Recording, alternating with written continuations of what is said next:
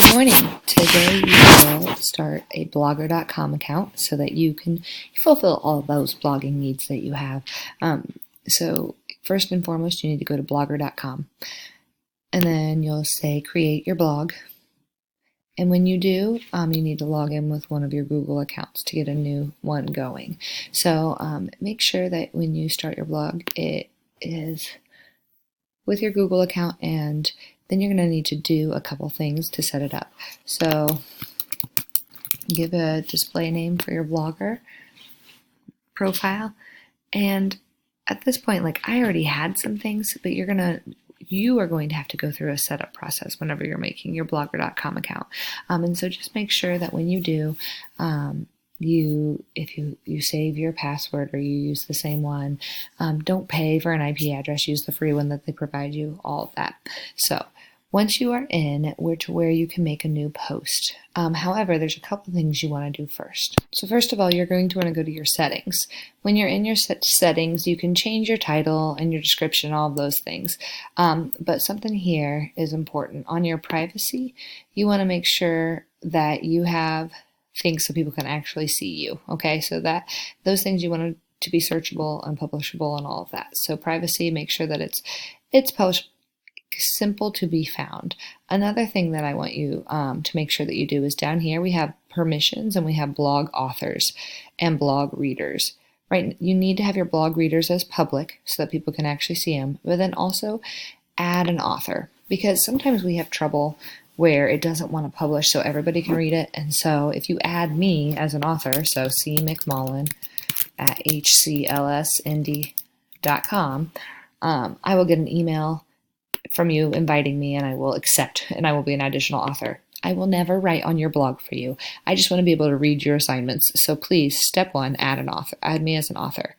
Now, you can also change the look of your blog tremendously. And so if you finish your writing early today, then you can also go to theme and choose the different themes that are set up, because there's about 100 to go through, so you can choose whichever one seems to fit you best. Okay, so themes are great because they already have a fun look and background and nice colors to go with it.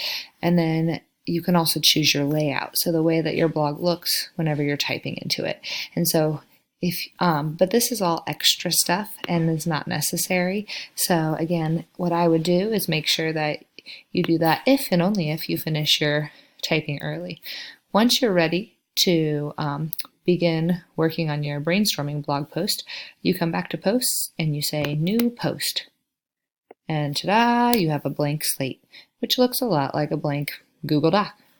Now I know that today you looked around the school and you were supposed to identify some problems so that we could maybe have solutions to as 8th graders this year. So your blog post title is going to deal with the Holy Cross problems that we're trying to solve. Remember, we're not just whining about things at Holy Cross, we're actually trying to have problems and solution statements.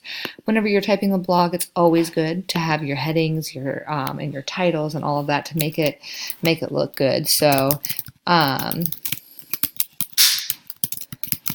make sure that you use your different types of font as you go along, your center alignment to make it look the way that you want so that you can have a good looking blog post when you are finished.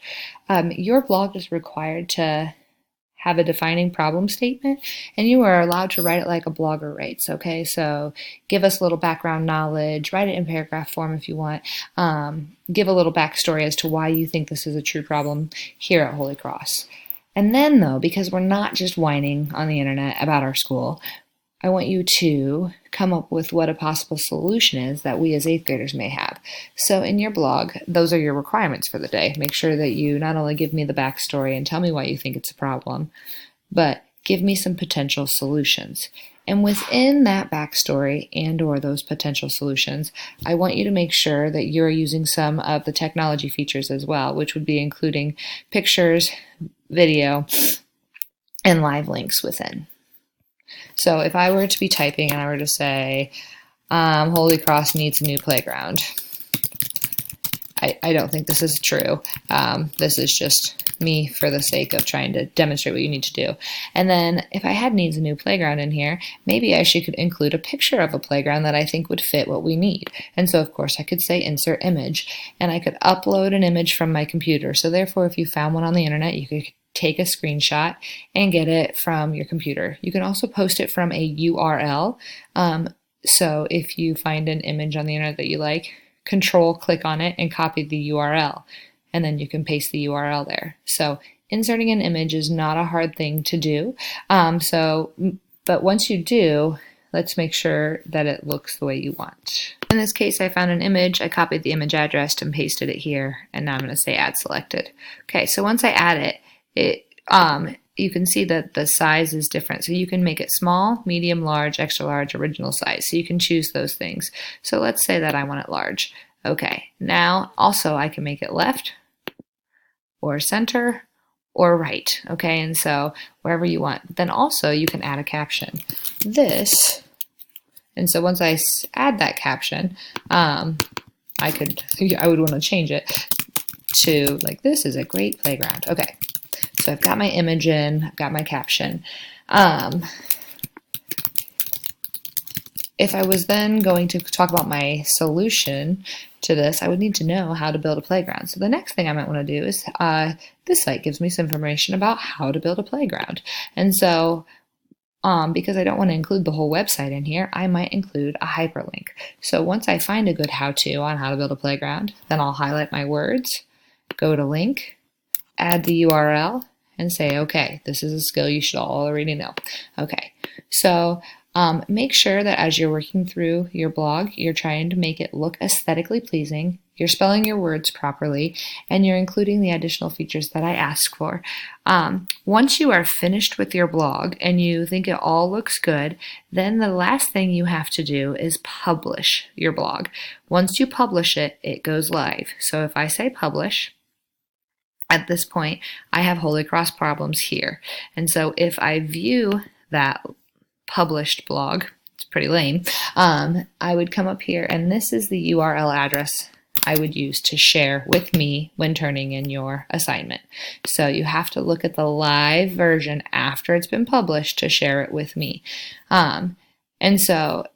However, I don't want my blog to stay published because obviously it's not ready. So I'm going to go ahead and say edit, and so that way when I can work on my blog more and I can update it more.